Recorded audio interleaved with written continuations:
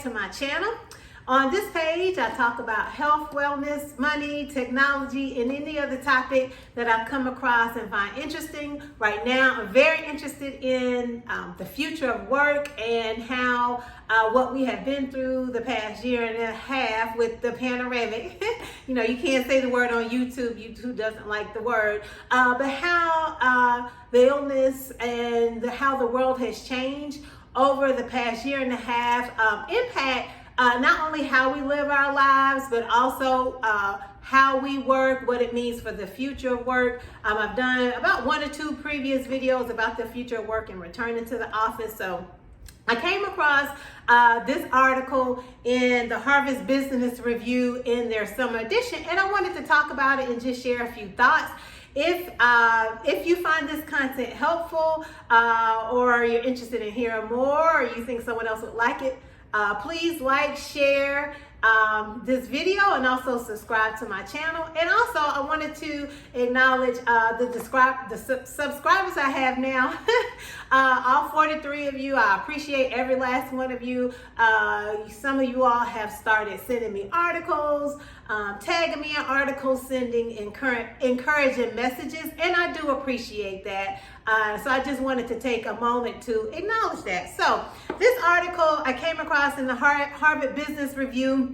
This is the special issue that they did for the summer of 2021. And what caught my eye was the title, How to Build Your Digital Intelligence. So, but it wasn't just that title. It was also thriving in the digital workplace, right? So as our things are opening back up, and we're returning to our offices or returning to a semblance of an iteration. Maybe it's not the exact same it was before the Panosaurus Rex, but just as we return to a more normal life, just not even right now, but then also how has the last year and a half is going to impact the future of how we do our work, and also building our digital intelligence. So one thing, this article is a very quick read. I have a physical copy of the HBR. It's probably more so likely available online as well.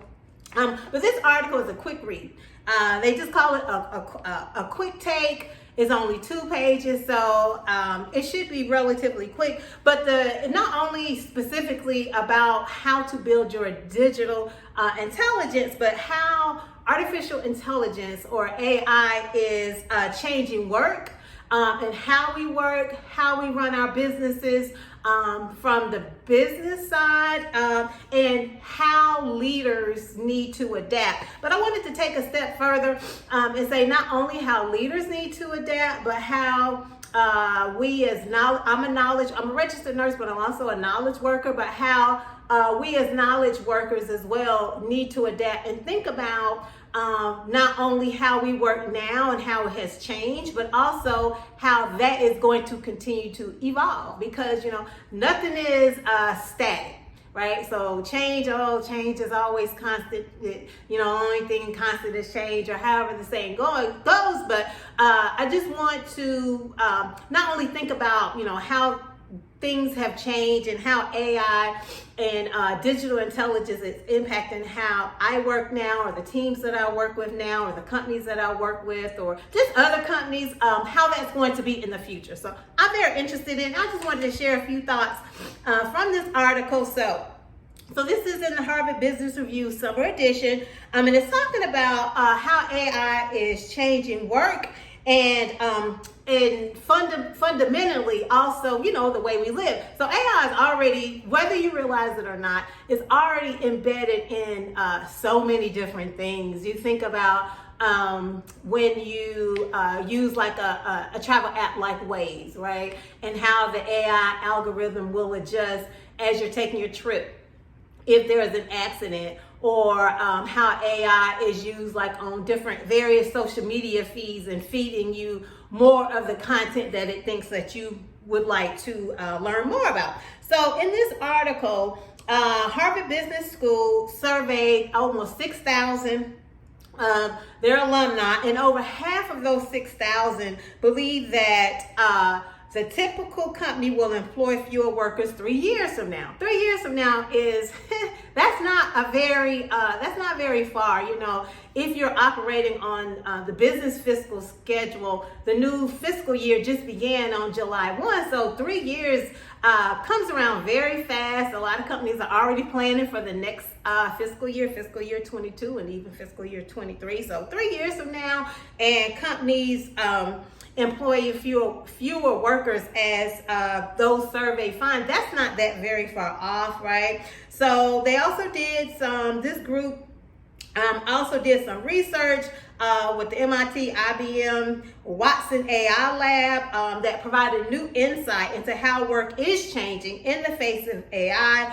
and that companies and businesses, if they're not already doing it, and if they're not already seeing it, need to go ahead and start anticipating their future needs and think about the recommendation for their other leaders and for their frontline staff.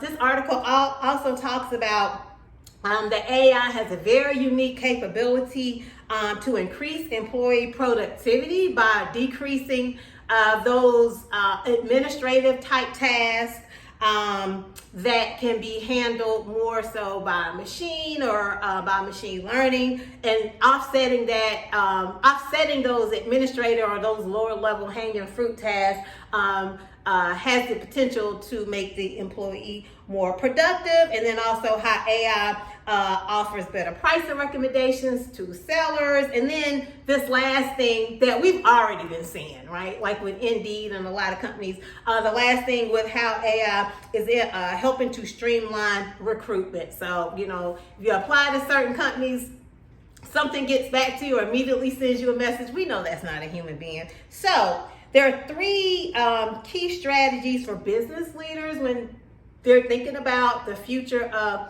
their business intelligence and how AI is changing the work and their company's work and their staff works, and how leaders should adapt. So the three keys, number one is rebalancing resources or capital, right?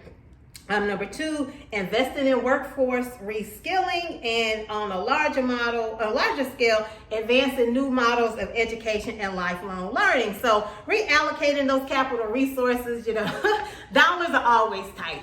So I hear, but those are some of the hard decisions that we as leaders, no matter what level you are in the organization that you work for or work with, or if you own, you always need to be looking at, you know, where can I reallocate my resources to run my company, run my projects, run my team more efficiently. And those decisions aren't always hard, right? And even if you reallocate resources and put AI in place to replace like tasks and things, not every task can be replaced by machine learning. Okay, so there are things outside of like working in technology, but like tasks like you think about like a ticket taker or an usher or a lobby attendant. Those are just a few examples in just different industries that cannot always be replaced by AI.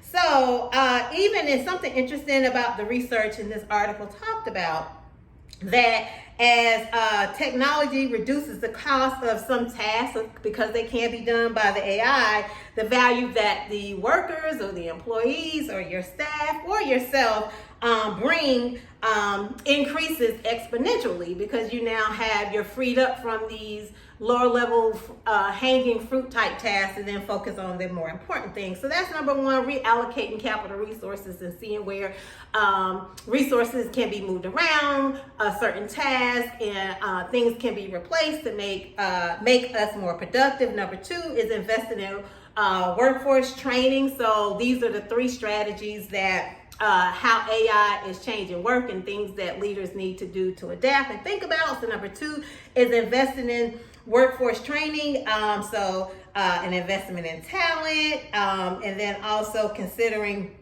essential working with your stakeholders to consider long-term financial results and making sure those are delivered, but doing all of that with doing like retraining your workforce, right? And teaching them new tasks, but not just technical tasks. And that's very important and key that this article points out, that it's just not retraining ourselves or our staff or our teams with new skills, not just the hard technical skills, but also those softer skills such as people skills, judgment, creativity, and effective communication, like putting investment into that, because even with AI, and as efficient and better AI can make our lives and the work that we do, there are just some things that a machine cannot do, but a human can, and get better on with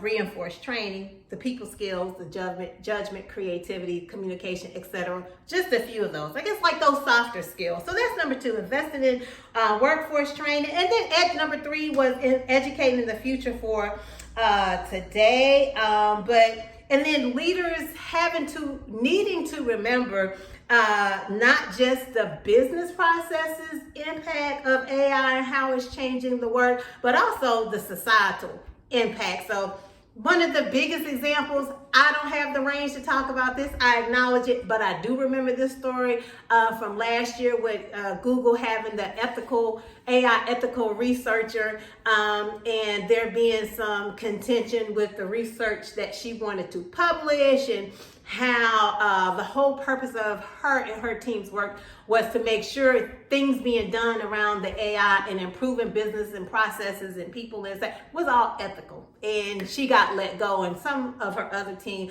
got let go. But so that just speaks to the societal impact of the AI and, how it's changing our workforce. And, it's more than just business processes is essentially what I'm trying to say.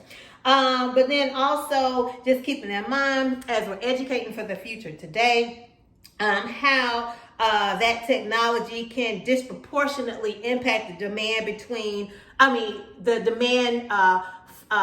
for mid-wage workers, because as some of those tasks are being replaced, there's less impact to like the lower level workers or the higher income workers, but that mid-wage workers, and then putting the squeeze ultimately on them.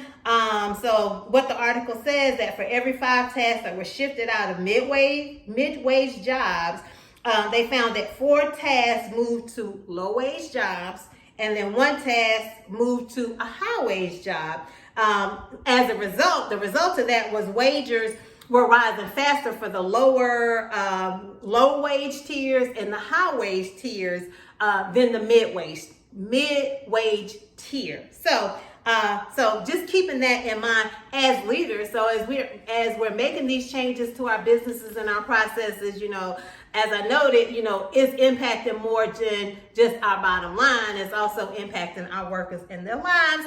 And then just wrapping up, I did something else I highlighted here was, and this is particularly for like parents and, aunties and uncles and anyone raising children or the next generation, but ensuring that, we're preparing, as we're educating ourselves, but we're also educating our legacies, right? And preparing them, like high school students and middle school students, for those new collar type jobs, like in cloud and cybersecurity. Some of that type of work that is less heard about when people think about folks who work in tech, but it's really important that we are, making our children and or those we mentor aware of those opportunities, and like internships and programs and apprenticeships, or even like online learning things that they can do that are low cost or no cost, that we as mentors and parents and aunties and uncles can encourage those younger around us to look into. So wrapping up,